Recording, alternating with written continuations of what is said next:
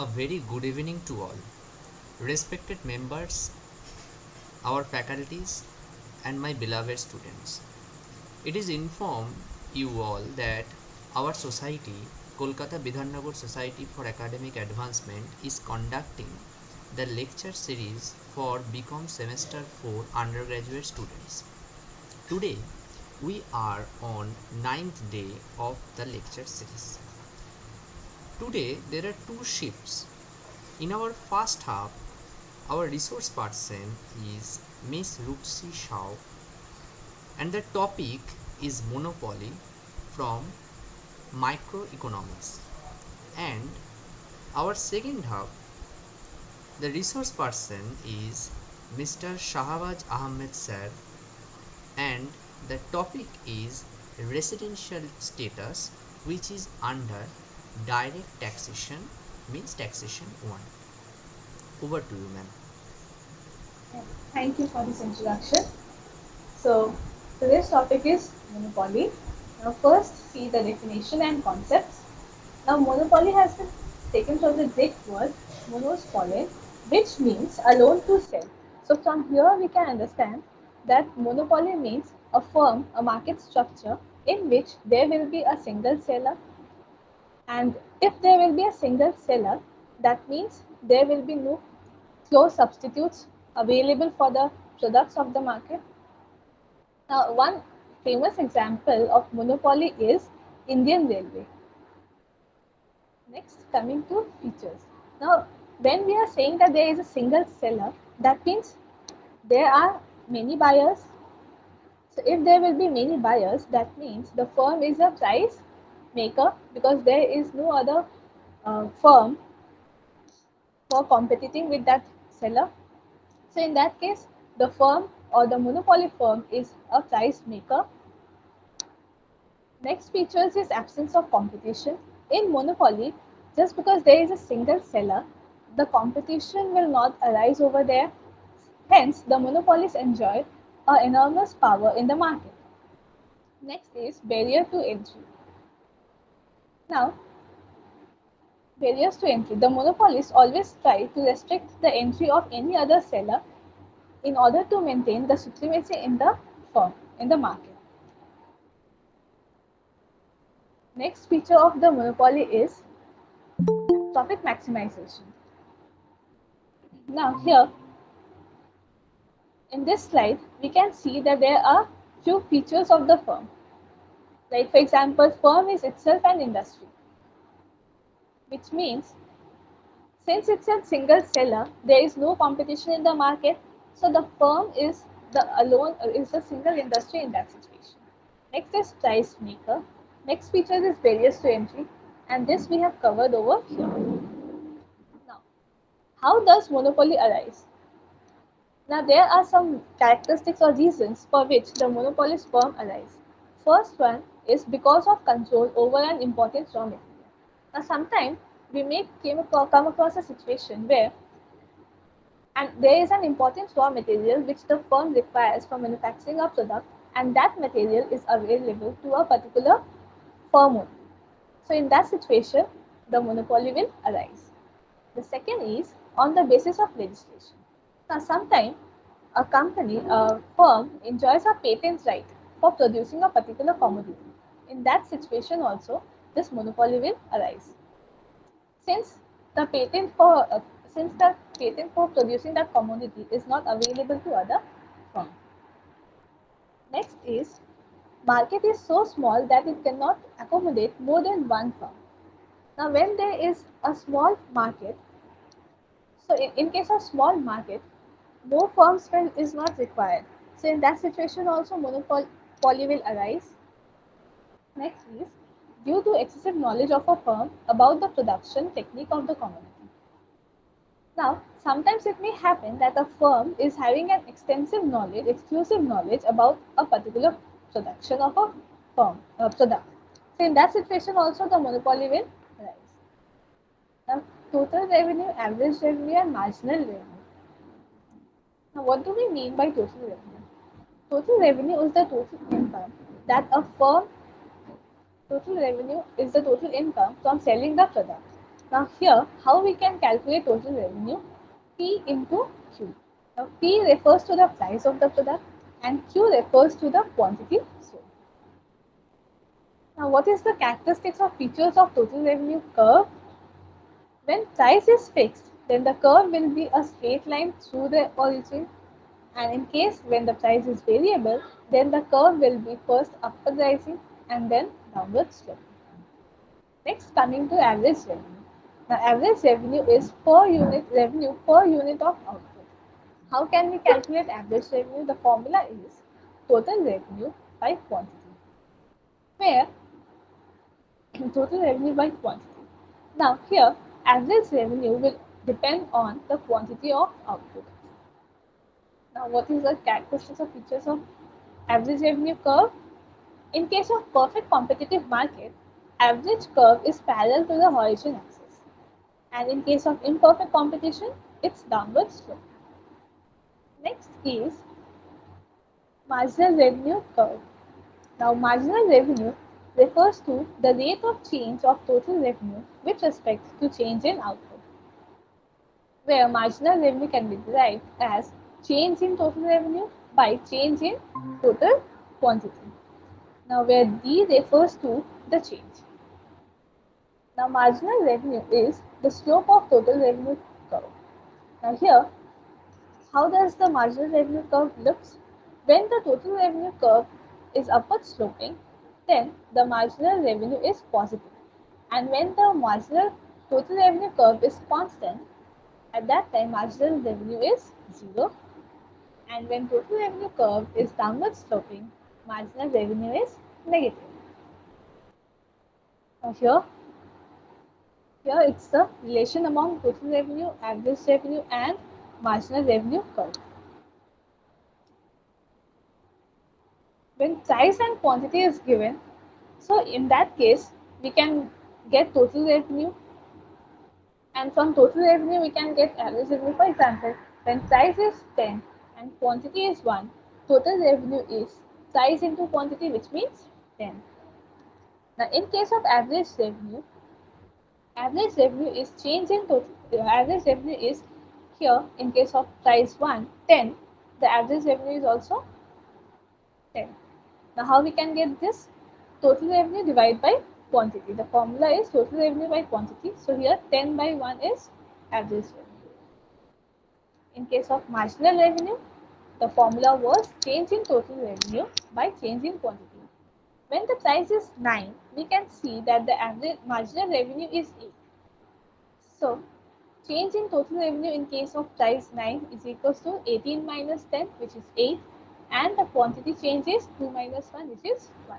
So in that situation we can get, in this case we can get marginal revenue as 8. Now coming to equilibrium. Now in case of short-term equilibrium, what are the conditions? First, marginal revenue should be equal to marginal cost, and second condition is slope of marginal curve is greater than slope of marginal revenue. And in case of short-term equilibrium, we can earn only normal profit, supernormal profit, or we can even the firm can even incur a loss. Here there is a picture which shows the supernormal profit of a firm.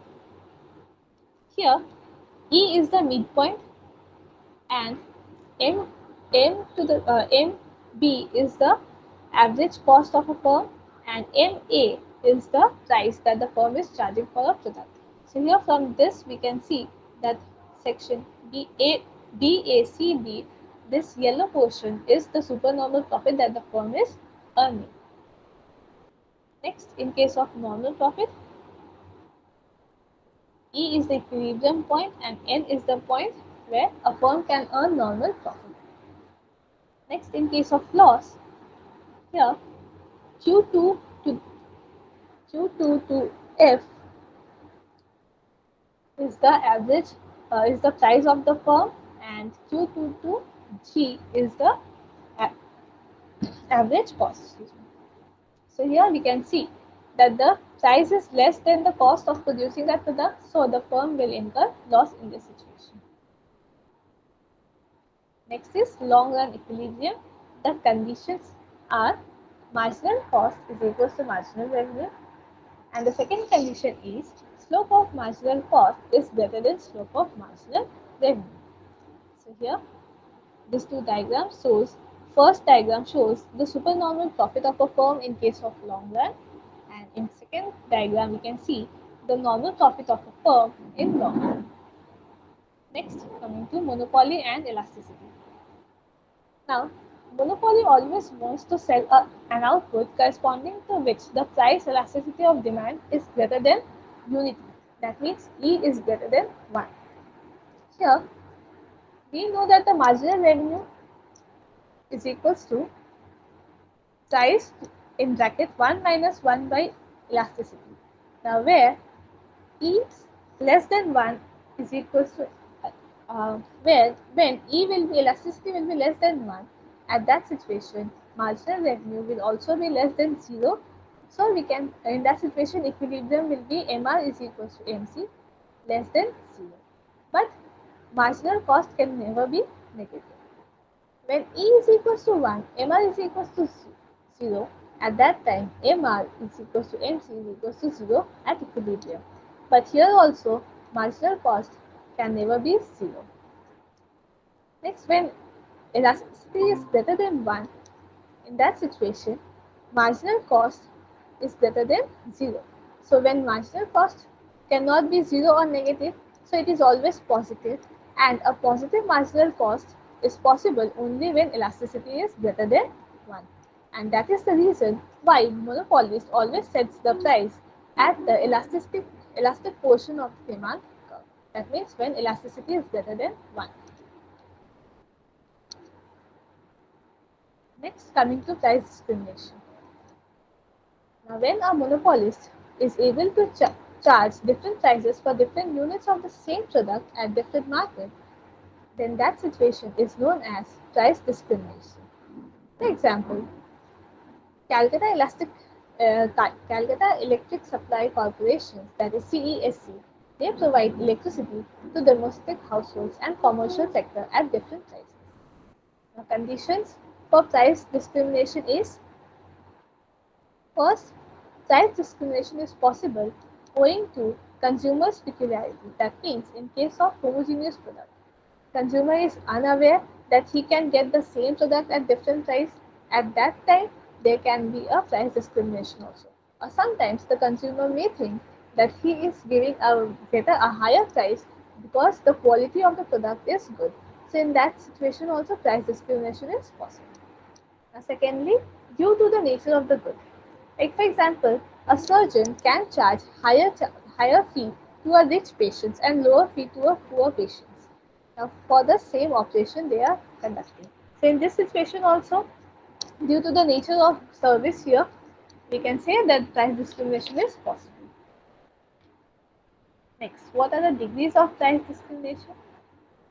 First degree, in this type of price discrimination, the monopolist has the strategy of dealing individually with a buyer and selling the product every unit of output at its corresponding price. Here, the monopolist is selling the product on the basis of take it or leave it. That means the consumer have an option whether they have, if they want to buy, they have to buy at the particular price that has been fixed by the monopolist firm, or else they have to leave the product. Now, second degree price discrimination. Here, a monopolist fixes price more than two prices to extract a significant portion of the consumer's surplus. Here, the consumer is bound to pay a single price up to a certain amount of quantity, and when that amount increases, the price changes. So here, that means the monopolists they used to set a group of people where they are going to charge a particular price, and another block where they are going to charge a different price.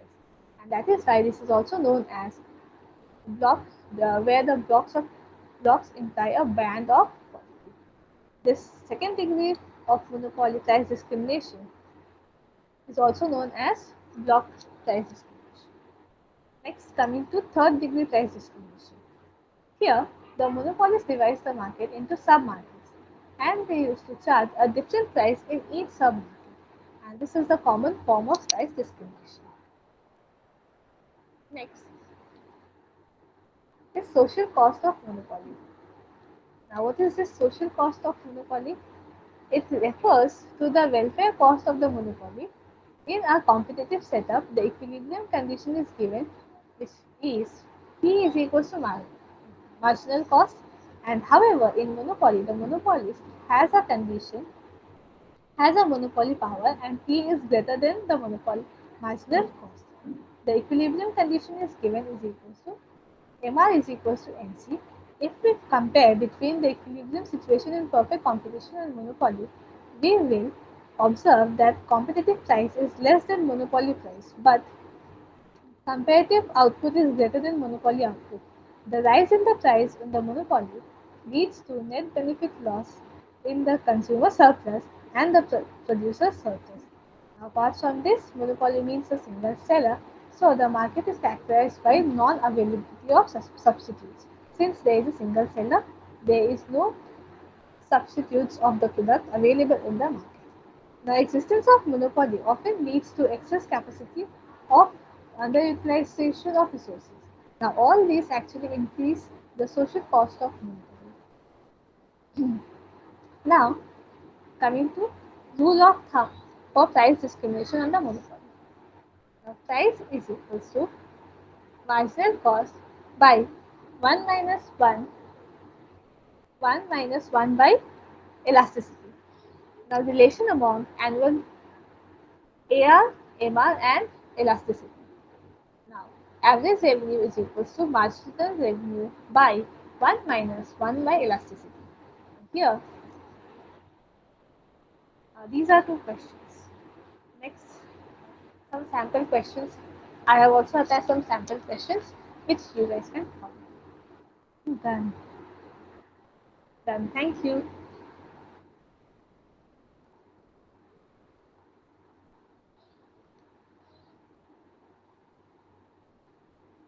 Done. Hello, sir.